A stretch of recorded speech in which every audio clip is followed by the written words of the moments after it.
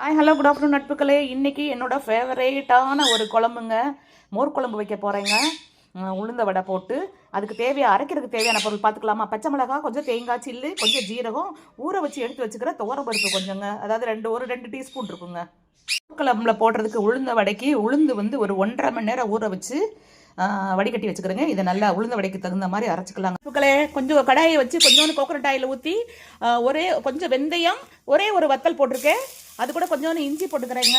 வெங்காயம் போட்டுக்கலாங்க. வெங்காயம் கொஞ்சம் வதங்கின பின்னாடியும் நம்ம அரைச்சிக்கிறோம்ல பேஸ்ட்டு, துவரம்பருப்பு, ஊற வச்ச துவரம்பருப்பு, கொஞ்சம் தேங்காய், கொஞ்சம் ஜீரகம், கொஞ்சம் பச்சை மிளகாய் போட்டு அரைச்சிக்கிறோம். அந்த பேஸ்ட் கொட்டிக்கலாங்க. கொஞ்சம் மஞ்சப்பொடி போட்டு வதக்கலாங்க. இந்த துவரம்பருப்புடைய பச்சை வடை போட்டும், பச்சை வடை ஓரளவுக்கு போயிடுச்சுங்க. இந்த சமயத்தில் நாம் மிக்சியில் போட்டு அடிச்சு வச்சுக்கிற தயிரை ஊற்றிக்கலாங்க. கூடயே நான் கொஞ்சம் ரம்பாயில் போட்டுக்கிறேன். நம்ம வீட்டில் இருக்கிறதுனால நான் போடுறேங்க. இருந்தால் போட்டுக்கோங்க. இது பிளட் ப்ரெஷருக்கு ரொம்ப நல்ல. கல்லுப்பு கொஞ்சம் போட்டுக்கிறேங்க. நம்மளோட மோர் குழம்பு மணக்க அப்படியே சூப்பராக ரெடி ஆயிடுச்சு. நான் ஏன் இவ்வளவு கொஞ்சம் ரொம்ப குளக்குளன்னு இல்லாமல் வைக்கிறேன்னாக்கா, காய்கறி போடும்போது நம்ம திக்காக வச்சுக்கலாங்க. வடை போடும்போது இந்த அளவுக்கு வச்சாதாங்க அது வடை கொஞ்சம் உறிஞ்சிரும். அப்போ தான் நம்மளுக்கு மோர் குழம்பு குளக்குளன்னு கிடைக்கும். இந்த ஸ்டேஜில் நான் கொஞ்சோன்னு கசூரி மேத்தி போட்டுக்கிறேங்க.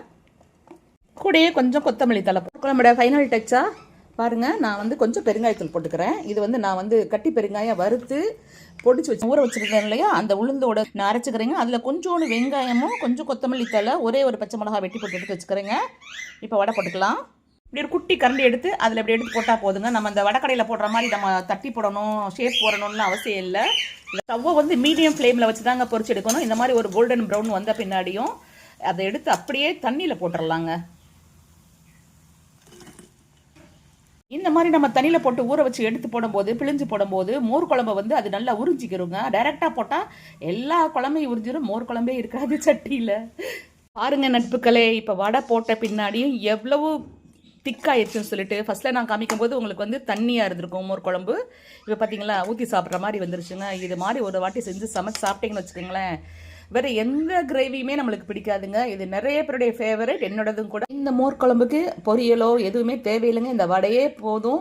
இல்லைன்னா பிக்கிள் வச்சு சாப்பிட்லாங்க, சூப்பராக இருக்கும். உருளைக்கிழங்கு பொரியலும் நல்லா இருக்குங்க.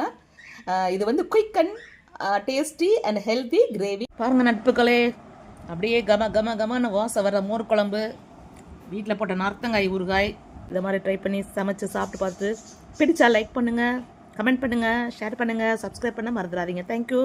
Bye bye, take care, love you all.